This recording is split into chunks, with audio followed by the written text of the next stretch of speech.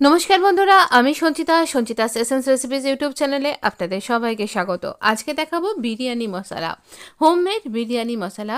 সামান্য কিছু ইনগ্রেডিয়েন্টস দিয়ে এত সুন্দর মশলা তৈরি হবে, যেটা আপনি ফ্রিজের মধ্যে কয়েক মাস সংরক্ষণ করতে পারবেন। আর ভালো করে স্টিলের কৌটোয় বা কাঁচের কোনো জারে যদি আপনি কন্টেনারের মধ্যে ফ্রিজের মধ্যে এটাকে সংরক্ষণ করেন, তাহলে এটা কয়েক মাস আপনার চলে যাবে। বিরিয়ানি ছাড়াও বিভিন্ন মুঘলাই চিকেনের রেসিপিগুলোতে আপনি কিন্তু এটাকে অবশ্যই ইউজ করতে পারবেন।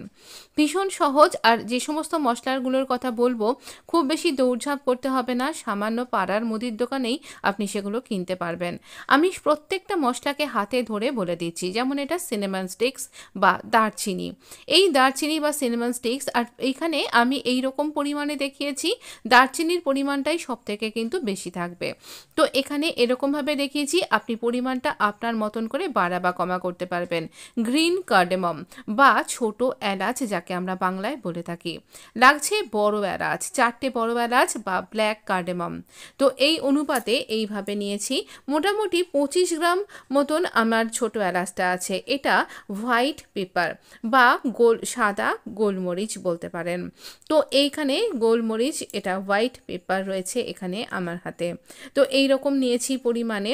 এবার রয়েছে দেখুন, একে আমরা বাংলায় বলি কাবাব চিনি, আর একে ট্রিলড পেপারও বলে। একটা লেজের মতন রয়েছে, গোলমরিচের যদি একটা লেজ গজায় তাহলে যেমন দেখতে লাগবে ঠিক সেরকম।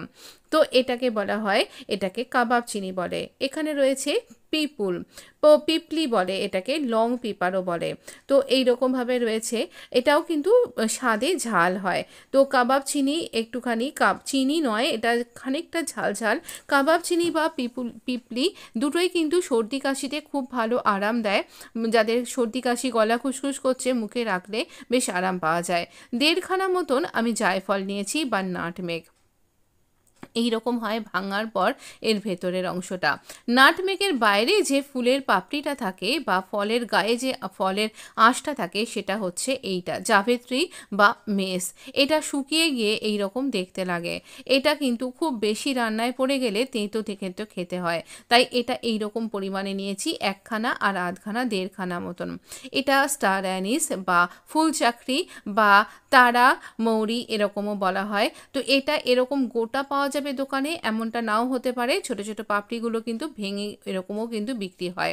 সব সময় আমি এটা গোটা পাই না বাজার থেকে। তো এই রকমভাবে এটা পাওয়া যায়। আপনাকে গন্ধটাও চিনে নিতে হবে। প্রত্যেকটা মশলার আলাদা আলাদা গন্ধ, সব মিলে মিশে তৈরি হবে আমাদের বিরিয়ানি মশলা। এবার এই মশলাগুলো যেন পোকা না থাকে, ভালো পরিষ্কার থাকে, সেটা আপনাকে মাথায় রাখতে হবে। এবারে যতক্ষণ আমি এগুলো আপনাকে দেখাচ্ছিলাম, ততক্ষণে আমি আমার আয়রন কড়াইটাকে গরম করতে দিয়েছিলাম। হাত দিলে একটা গরম ভাব বেরোবে, সেই রকম পর্যন্ত আপনি গরম করুন। তারপর এই গরম কড়াইয়ের মধ্যে আপনি 3 থেকে 4 মিনিট একটুখানি নাড়াচাড়া করবেন মশলাগুলোকে। আপনাকে আবারও বলছি, মশলাগুলো জাস্ট একটু নাড়াচাড়া হয়ে একটু গরম হবে মাত্র। আপনার বাড়িতে যদি জানলা দিয়ে বা ছাদে খুব ভালো রোদ্দুর আসে, তাহলে রোদ্দুরেও একটু গরম করে নিতে পারেন, তাহলেই হবে। মানে মশলাগুলোর গায়ে হাত দিলে একটা গরম উষ্ণ ভাব আপনি হাত দিতে পাবেন। এরকম দেখুন, আমি হাত দিচ্ছি। আর এটা এরকমভাবেই, যেগুলো বড় বড় দারচিনির টুকরো আছে, একটু ভেঙে নেবেন, তাহলে আপনার মিক্সির জারের পক্ষে সুবিধা হবে গুঁড়ো করাটা। তো এই রকমভাবে আমরা এটাকে একটু গরম করে নিলাম। আপনি হাত দিলে যাতে এটাকে একটা গরম অনুভব করতে পারেন, অথচ ছ্যাঁকা লাগবে না। এই রকমভাবে আমরা গরম করব। আর বড় বড় দারচিনি টুকরোগুলোকে অবশ্য করেই কিন্তু একটু ভেঙে নেব, এবং নাটমেগ যেটা রয়েছে সেটাকেও একটু ভেঙে নেব। হামানদিস্তা বা নোড়ার সাহায্যে ভেঙে নেবেন। এবার এটাকে ড্রাই গুঁড়ো করব।